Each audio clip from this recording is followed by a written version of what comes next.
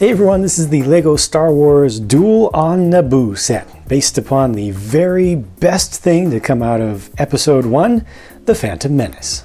And of course what I'm referring to is the tune, The Duel of Fates. Unfortunately this is towards the end of the scene, right? But at least they got the figures in there, and they got the general setting in there.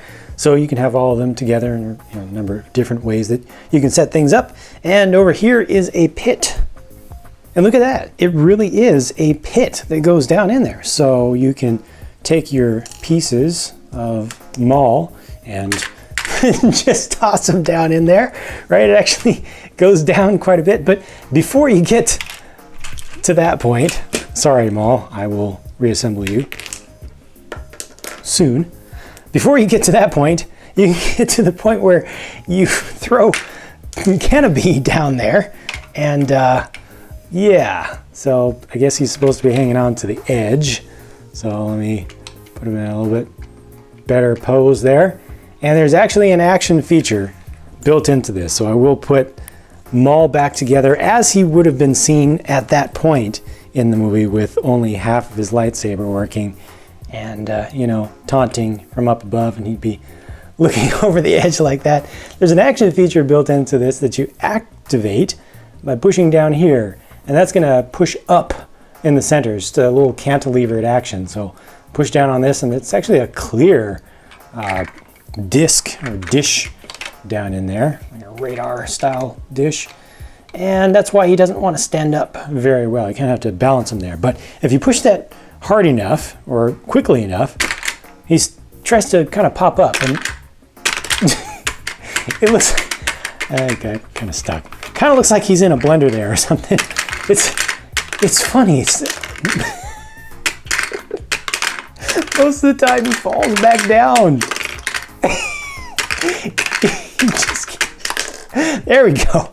Okay, finally knocked him completely off the top of the platform entirely, at which point Maul would just be like, huh, okay, well, I guess I won after all. It's fun, this odd thing that does not work well. Look at that. It just, wow. Okay. Rung the bell and everything. That was the leg of one of my tables behind me. But yeah, it's fun and it's funny, but it doesn't really work very well, does it? No? Now he's completely stuck. Get him unstuck. No. There we go. It doesn't do what it's supposed to do, but it is definitely good for a bunch of laughs. So, rewinding the movie a little bit again, obviously I'm not doing this in chronological order completely with the events of the movie, but hopefully this will explain all the features of the set in its different parts. We've got Qui-Gon down here, we've got young Ben very angry, and we've got Maul basically saying, "You're next, Jedi Padawan scum." We're waiting for the force field here to come down or to open up. You know, in the movie it was just a solid field, you know, a continuous kind of laser wall. Here they've approximated it with bars, but whatever the case may be, it needs to be opened. You have an action feature built in way back here. This thing sticks way out. You push that and the bars open up, and sorry Maul, you are actually in the way. Even though you're exactly where you need to be, this is not going to work. See, can't actually have him there. That's actually unfortunate, because you want to be able to open that up, and if you're looking from this side, you want to see Maul right there. If you're playing with it, you want them to be lined up, you know, facing each other, but you can't quite do that. You need extra space. But that right there is really slick. It's smooth, it's nice. It looks nice, I think. It feels good to me. It's just too bad that it precludes a good posing of the figure to the inside. It just needed to be offset, honestly. But the mechanism to pull that off is actually pretty nice under here as well. Multiple linkages just ensures that everything moves very smoothly. Even kind of, sorry, that would be an alternate take on the movie, but I'll leave that alone. The mechanism under here actually kind of slots into place with that little bit of the yellow axle goes into a Technic brick hole there, and just kind of fits nicely. This is kind of out of the way at this point. Also down below, this is a representation, they call it a purification chamber. It's a representation of what we saw in these scenes, especially a little bit before this part. The tall columns filled with moving plasma fields. So this is supposed to kind of be a miniature representation of that. And if you want, you can take this out. You can kind of expand upon the scene and have a part where they're fighting down there and break into this and then slash one of these apart and take all these discs apart and just kind of just throw them all about for a big kind of explosion. But there's unfortunately not any room to pose figures down on this. I guess you could kind of get one just off to the side by one single stud there, but it is what it is. Sure would have been nice to have them all just lined up right there and then open this up. Such a cool look. Just put them right there, right at the edge. See? That's what I want to see, but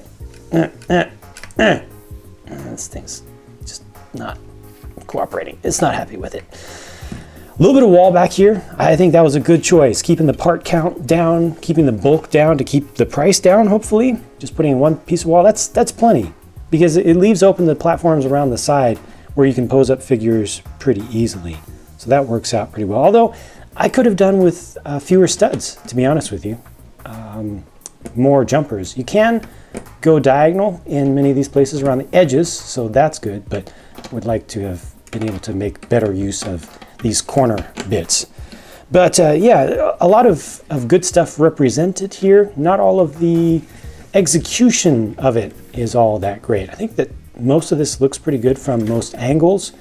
I think the most important stuff about this set though is just the display value of what you see up above, and then the minifigures, which I'll get to presently after I do this.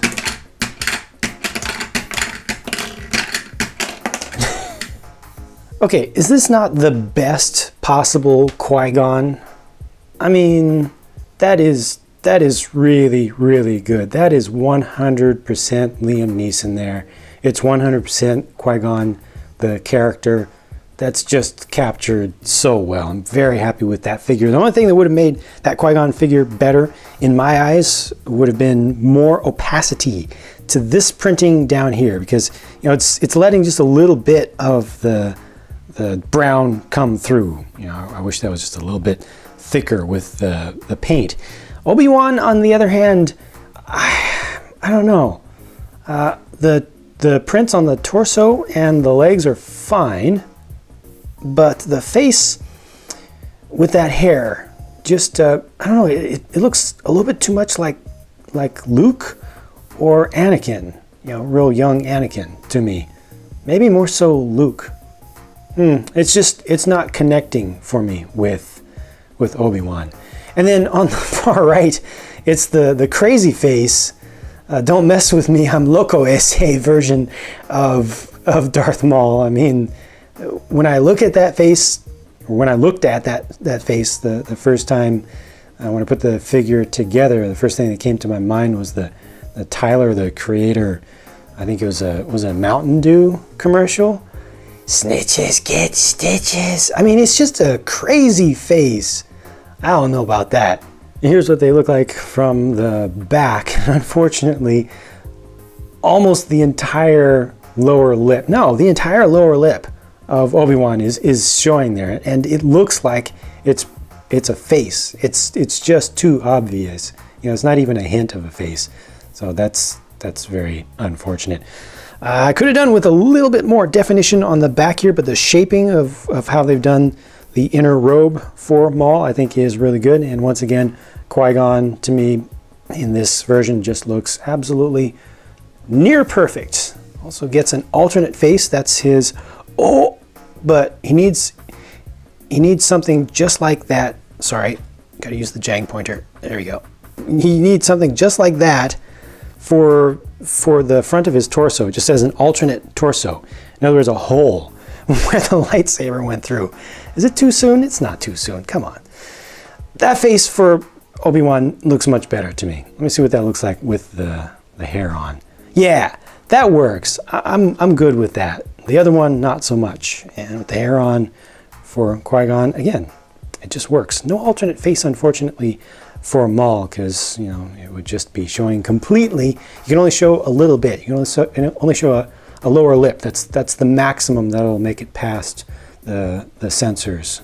So it was a very fun set to review. It's a very nice scene to get fully done this nicely in Lego, and I think the figures are good, especially when you turn Obi-Wan's head around to that expression there. But the action features here just don't work well enough. I mean, that thing there that makes a minifig just pop up and down like popcorn in there, I think is really fun and funny. And I think as long as you're not expecting it to work properly, you could have a lot of fun doing weird things with that. But if you actually want it to work properly at all, no, it just doesn't work out. And also these bars, the fact that they go past, I think maybe you can set this up to work backwards. You know, you can reorient these so that to open the doors, basically, you pull it back and then the bars will come out. That would leave enough room where you can just pose Obi-Wan back here. You know, it still needs a lot of clearance, but you can pose him back here pretty far away, and then you can have Maul on the inside. But as it's designed, that doesn't work very well, and that doesn't work very well. So I figure they might as well have just left those out, to be honest with you. Let these be opened just by hand, but leave out all the parts used for the action features there, and just give us more platform to play on, especially with, you know, earlier parts of the whole scene.